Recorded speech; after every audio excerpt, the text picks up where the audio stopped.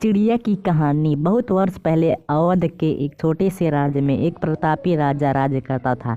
वह प्रजा में अत्यंत लोकप्रिय था।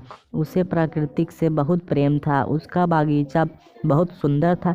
दूर दूर से वृक्ष मंगवा कर उसने अपने उपवन को नंदनवन सा बना रखा था। उसके बाग में एक बबूल का वृक्ष था।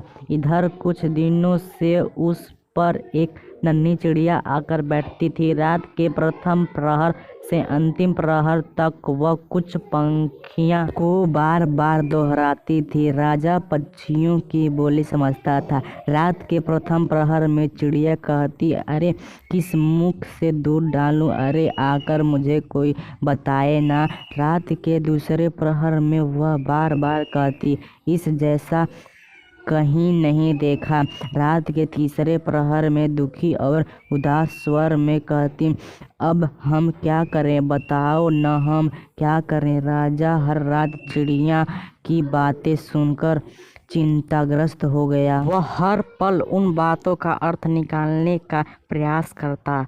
नन्ही सी चिड़िया ने उसके मन की शांति छीन ली थी। एक दिन उसने अपने कुल पुरोहित को बुलवाया, जो कि अत्यधिक विद्वान थे। राजा ने उन्हें उस नन्ही चिड़िया के सारे वाक्य सुनाए। कहा कि वह उसका अर्थ समझाएं। पुरोहित जी भी चकित रह गए। उन्होंने महाराज से 24 घंटे का समय मांगा और घर चले गए। पुरोहित जी को उदास मुंह लौटते हुए देखकर उनकी पत्नी चिंतित हो उठी। वह तो जब भी राजमहल से लौटते बड़ी उमंग और उत्साह से होते थे। राजा की इस पर विशेष कृपा थी। उनके पास महल, दास दासियां, हीरे जवाहरात सभी कुछ तो था। पत्नी ने उनसे पूछा, क्या बात है, आज आप उदास क्यों हैं? राजमहल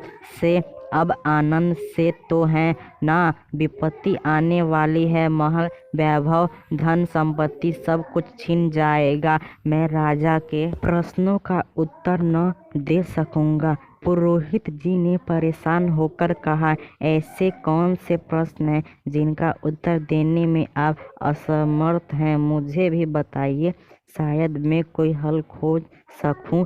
पुरोहित की पत्नी शांति ने कहा। पुरोहित जी ने विस्तार से सब कुछ बताया। उस नन्ही चिड़िया की बातों का क्या अर्थ निकलता है, यह कोई भी नहीं जान पा रहा है। शांति ने उन्हें आश्वासन दिया, महाराज से कहिएगा कि कल राजसभा में उन प्रश्नों का उत्तर मेरी पत्नी देगी। महाराज बिल्कुल चिंता न करें। दूसरे दिन पुरोहित जी ने महाराज को अपनी पत्नी का संदेश दिया। राजा ने शांति को बुलाने के लिए पालकी भेजी।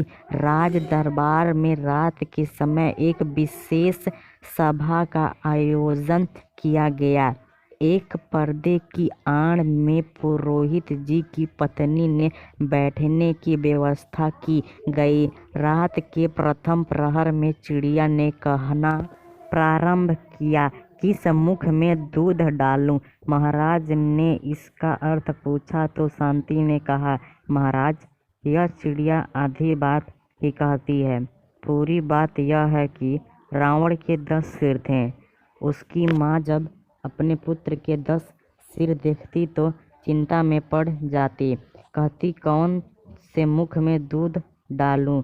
राजा पुरोहित जी की पत्नी शांति की बात सुनकर अत्यंत प्रसन्न हुआ।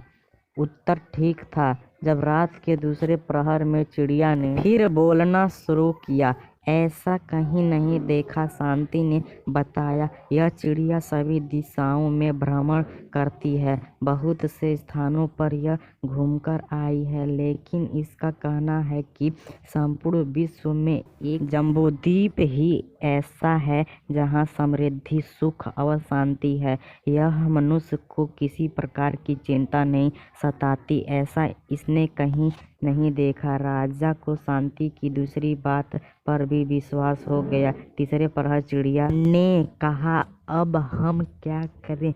यह सुन शांति बोली, महाराज, हमारे यहाँ छोटी उम्र की लड़कियों का विवाह बड़ी उम्र के आदमियों से कर दिया जाता है। ऐसे विवाहों को देखकर ही यह चिड़िया कहती है, अब हम क्या करें? यह सुन राजा स्तब्ध रह गया। सचमुच बहुत है परिवारों में ऐसा ही होता है। राजा शांति के अद्भुत ज्ञान से बहुत प्रभावित हुआ। राजसभा में भी सब उसकी प्रशंसा कर रहे थे। रात बीत चुकी थी। राजा को उस बुद्धिमान चिड़िया के प्रश्नों का उत्तर चतुर पुरोहितानी द्वारा मिल गया था। वह उससे अत्यंत प्रभावित था। अथाह धन दौलत और सम्मान के साथ उनके पुरोहित और उनकी पत्नी शांति को विदा किया।